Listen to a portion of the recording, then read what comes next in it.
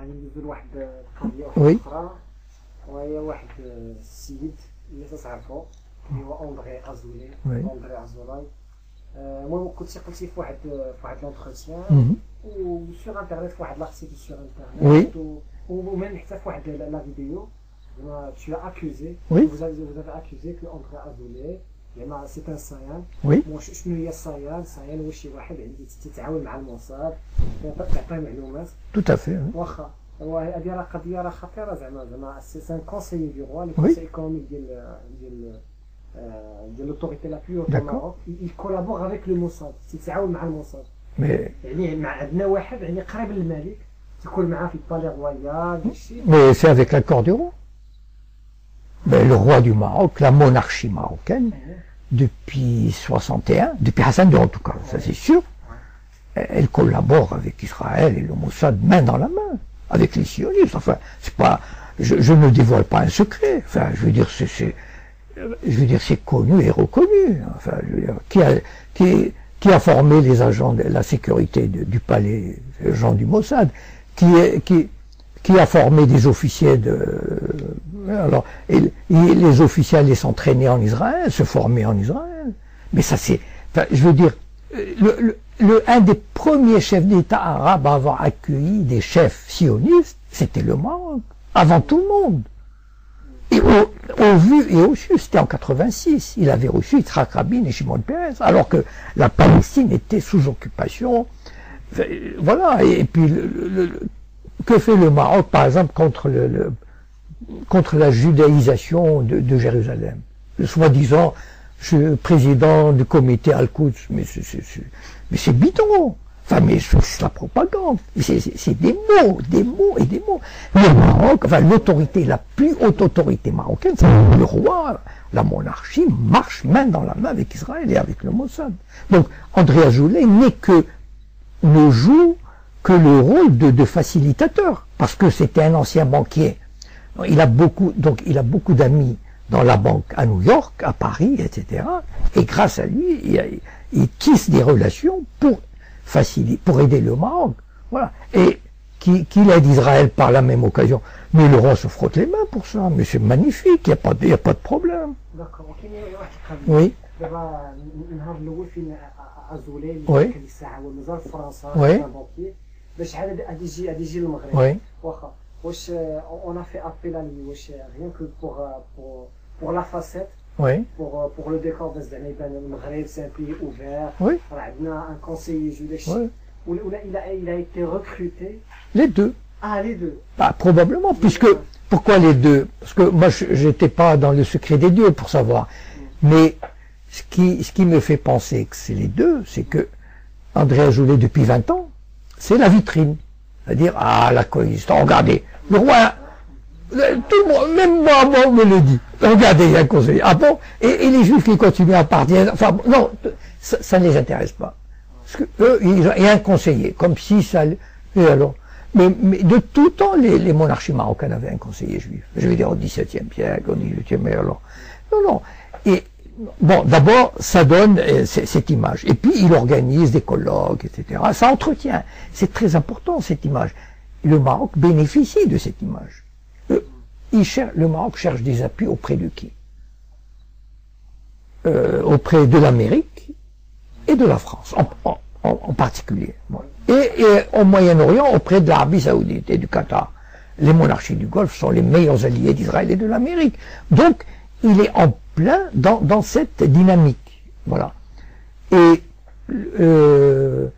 comment dire, il est très probable que ça a joué le fait que André Azoulay soit parti au Maroc pour jouer ce rôle de Sayan. C'est-à-dire, moi j'ai expliqué, on m'a demandé dans une interview, en quoi consiste ce rôle de Sayan. Bon, voilà.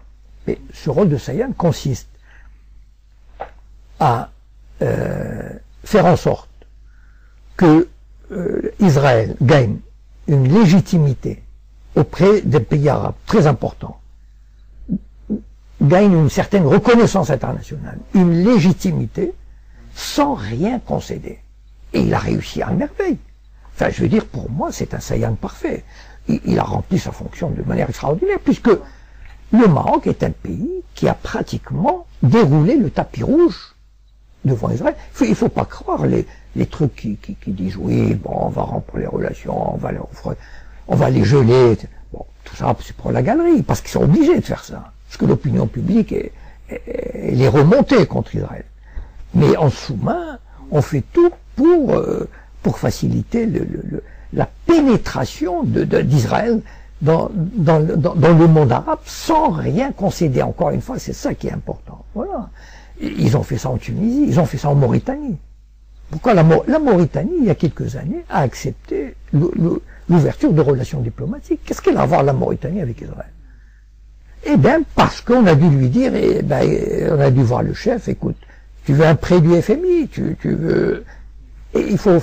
Voilà. Et, bon, le Maroc, on peut pas lui demander ça encore, parce que c'est trop gros. Mais, quand même, le comité Al-Quds, il est là, justement, probablement avec la bénédiction israélienne et américaine. Le comité Al-Quds, il est là pour freiner tout ce qui peut contrarier les projets israéliens. C'est-à-dire, en fait, quelle est la technique arabe jusqu'à présent? C'est-à-dire, des dictateurs arabes qui sont complices. Quelle est aboyer très fort et laisser passer les choses concrètement. Voilà. Aboyer très fort. Voilà, ça c'est très important. Contre l'annexion de Jérusalem, la judaïsation, mais surtout ne rien faire. Surtout laisser Israël s'emparer de Jérusalem.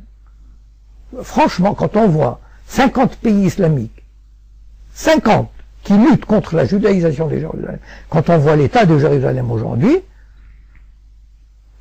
alors, où les 50 pays sont vraiment, ça ne valent rien. Ah non, enfin je veux dire 50 pays, enfin, même 22 pays arabes, ou alors il y a une complicité, mais flagrante. Mais tous les pays arabes n'ont pas intérêt à avoir un État palestinien. Les pays arabes veulent un État palestinien croupion, un bantoustan, et qu'ils ferment leur gueule, et qu'ils s'aplatissent devant Israël. Mais enfin, je veux dire, si on n'a pas compris ça, on n'a pas compris grand-chose à la politique. Les pays arabes, ils détestent les Palestiniens. Ils ont toujours détesté les Palestiniens. Ils n'ont jamais cessé de les contenir, de les enfermer, de leur mettre des bâtons dans les roues. Enfin, je veux dire, de les affamer. De les affamer.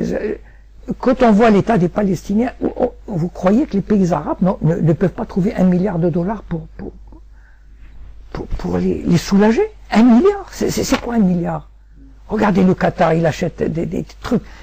Ils ne trouvent pas, ils ne payent même pas l'argent qu'ils ont promis à l'autorité palestinienne. Non mais, voilà. Mais ils n'en ont rien à fiche. Ils veulent amener les Palestiniens à accepter les conditions israéliennes et qu'ils ferment leur gueule. C'est-à-dire le potentiel, de quoi avaient peur les États arabes? Du potentiel révolutionnaire que représentait la Palestine. Voilà. Et ça, ils en avaient la trouille. Je veux dire, ils sont très bien entendus avec l'Égypte de Moubarak, avec la Jordanie de Roi Hussein, etc., pour canaliser, enfermer les Palestiniens. Mais il faut parler. Voilà. Alors, ça, les champions du verbe, c'est les dirigeants arabes. Les dictateurs, c'est magnifique.